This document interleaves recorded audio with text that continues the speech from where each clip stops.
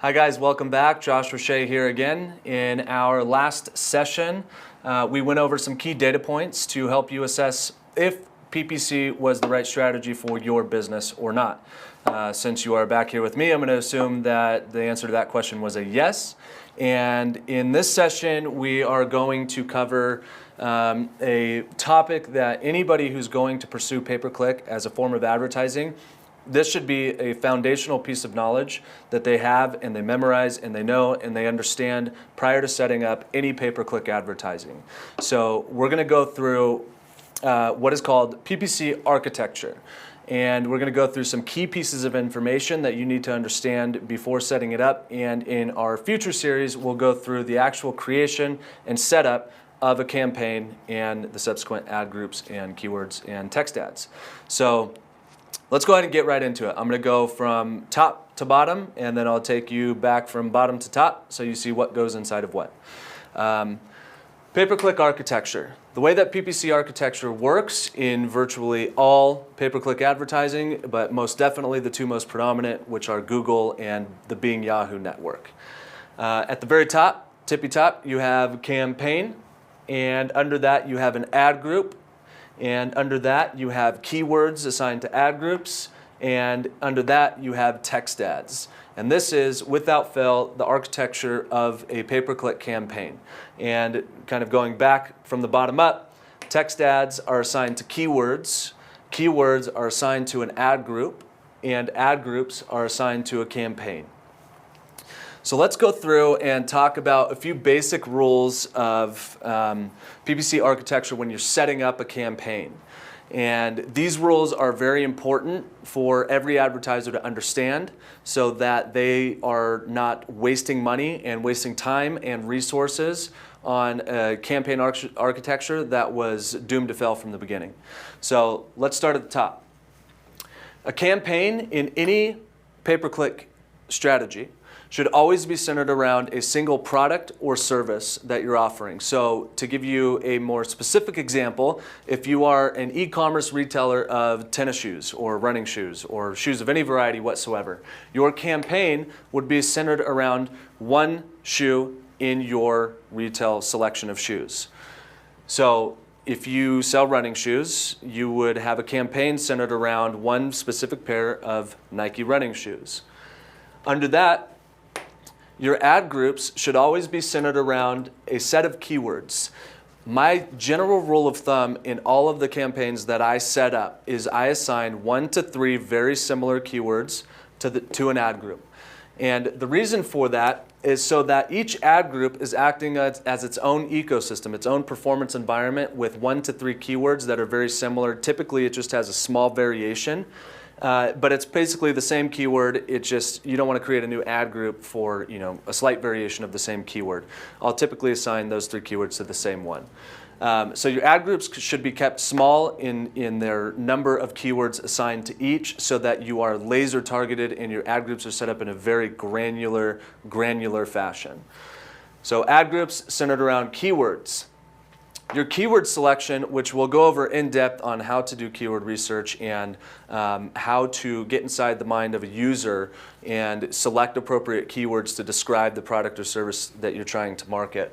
But for now, we're going to go with just a very general overview. So keywords, any keywords that you select and assign to an ad group should be centered around a word or phrase that users search with to find the product or service that you're marketing up here in the campaign. So again, your keywords should always be centered around the words or set of words or a phrase that users are searching with to find the product or service that you're trying to market in the campaign. Those keywords are then assigned to this ad group.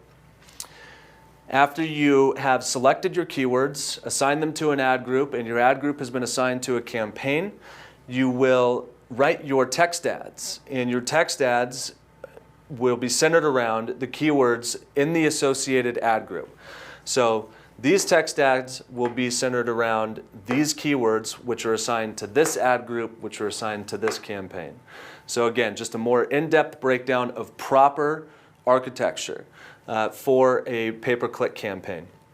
Now I know it's a little difficult to understand without a visual, so I'm going to take you guys into a campaign that I've worked on for the last 3 years and show you an actual live version of a campaign, and then under that the ad groups, and then in those ad groups the keywords assigned to them and the text ads, so you can get a full audio visual understanding of what exactly it is a proper pay-per-click campaign architecture should look like. So let's go ahead and dive in here.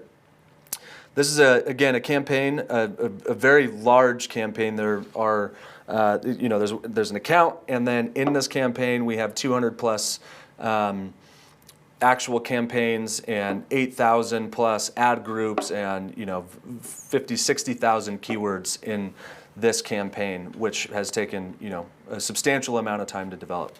But we're going to start small, so we're going to go into one campaign. In this particular campaign, you'll see here where my mouse is, this campaign is called California, or CA, abbreviated for California. Here you'll see just a general overview of, you can't see all of them, you see it says truncated. In this campaign there are 200 ad groups, so here just a small selection of those ad groups. So campaign, in this campaign, once you click inside, you'll see a list here of all of the ad groups. And this goes down 200, this list is 200 plus long. So in this particular ad group, this ad group is called Sacramento. And it's called Sacramento because when you click inside of it, all of the keywords in it are centered around Sacramento. So here you have Sacramento divorce, Sacramento, California divorce, and Sacramento, California divorce spelled out California. So you see how all of the keywords associated with this ad group are very closely related. They're just slight variations so that we capture the maximum amount of traffic for this set of key phrases while keeping it very granular and laser focused. And that way, when you get up here to our text ads, you can see the text ad is very closely tied to the set of key phrases in this ad group. So this text ad here is Sacramento divorce, 159, my divorce papers, California, we complete the paperwork for you, etc. So again, the logic behind this architecture is you have your campaign. The campaign that we're targeting here is California. In this campaign, we have an ad group, which is Sacramento, right here. And in that ad group, we have a set of keywords, and assigned to those keywords is a text ad here that runs with these keywords. So anytime a user searches for Sacramento divorce, this ad is the associated ad that runs. I hope that gives you guys the level of understanding that you need so that we can go into the next series of videos and walk through the actual creation of a campaign from scratch together, and you guys will be able to take that information and knowledge and apply it to your very own business, or selling a product or service or whatever it may be. Until next time, I hope you guys have a great rest of your day, and I look forward to getting a campaign set up.